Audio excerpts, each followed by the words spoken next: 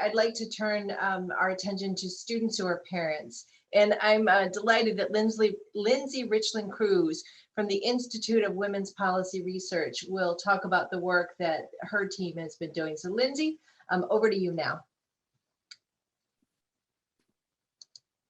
Hi, everyone. I'm so excited to be here today. Let me just go ahead and pull up my screen. All right. Well, thank you so much. My name is Lindsey Reichland Cruz, as you just heard, and I want to first give a shout out to my amazing design team that I've been able to collaborate with on coming up with a College Promise model for students with children. And thanks to ETS and College Promise campaign as well for coordinating this event and giving us this opportunity. So I'm just going to start by telling you a little bit about the population of student parents. For those of you who aren't familiar, there are nearly 4 million undergraduates who are parents of dependent children, and that's about 22% of all college students.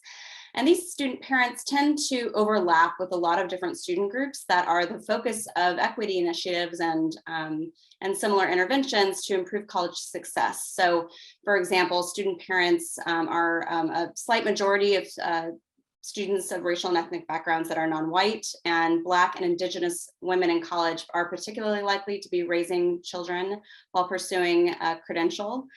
Student parents are also majority first-generation college students. There are a majority of adult learners who are 30 or older. Most are living with low incomes or incomes that are below the poverty threshold. And thanks to the Hope Center, we know that student parents are likely to report experiencing food and housing insecurity, and at rates that are higher than their peers without children. And the other thing we know about student parents, and Waukesha this morning or earlier today spoke eloquently about her experience. We know that they're experiencing time poverty. There are a lot of different responsibilities on student parents' plates. Most student parents have children who are childcare aged, so ages 0 to 5. Single mothers in particular, when they don't have that extra support, they're spending significant amount of time per day on care and housework. And student parents are also working. Over half are working at least 25 hours a week. And all this together can lead student parents to have to delay their college plans. And you can see this quote from a student mom who we interviewed for a study at IWPR, who says, "The biggest challenge is time. Do I have enough time and energy to maintain finances, classes, and my home?" And this results in poorer outcomes for student parents, not because they don't have the academic chops. We know that student parents have higher GPAs than students without children overall. But unfortunately, we see that just 17% graduate within 6 years of enrolling in college. And just 5% of student parents are earning a BA in that time, compared with a significant proportion of what are considered the dependent student population, or excuse me, the traditional student population or dependent students. And I think this quote from Adrienne, another student mom we've spoken with, really puts it poignantly, that campuses are not set up to serve students with children, students with family responsibilities of their own. There's hardly anything out there for adult single parents, and it makes them feel like outliers, which is, of course, the opposite of what a campus should feel like for any of its student body. So for the purposes of this initiative, our team decided that we would assume there was a College Promise model already in place that took care of the tuition and fees aspect. And we instead decided to focus on the aspects of a promise model that would be necessary and unique to the student parent population in particular. So drawing on what we know about what can help student parents persist and complete, we put together a model that encompasses the supports you see here. So I'm going to talk a little bit about those. So a core component of this model has to be the childcare piece. There's a slew of research that shows that access to childcare increases persistence and completion, and the lack of it can lead students to leave college without a degree.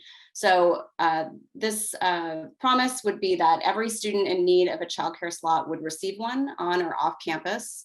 Students who qualify for federal anti-poverty programs would pay nothing, and there would be a sliding scale for the small share of student parents who have higher incomes, but ensuring that they don't pay more than 7% of their income on care. Care would be provided at the highest quality.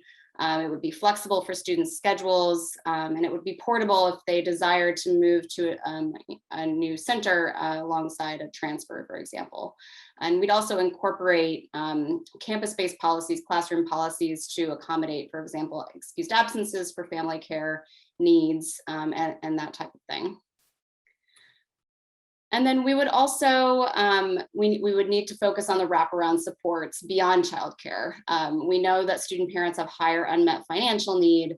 They have higher costs related to childcare, but also housing, providing food for their family. So the suite of wraparound supports that would be part of this would include discretionary resources to help student parents remain economically stable and secure while pursuing a degree.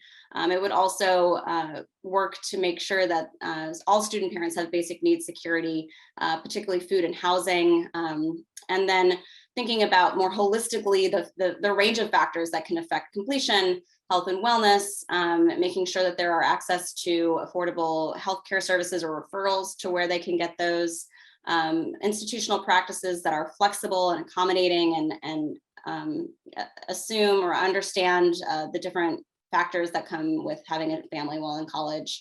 And then finally, case management, which has been shown to increase persistence and completion among similar populations to make sure that student parents have individualized support to connect them to resources.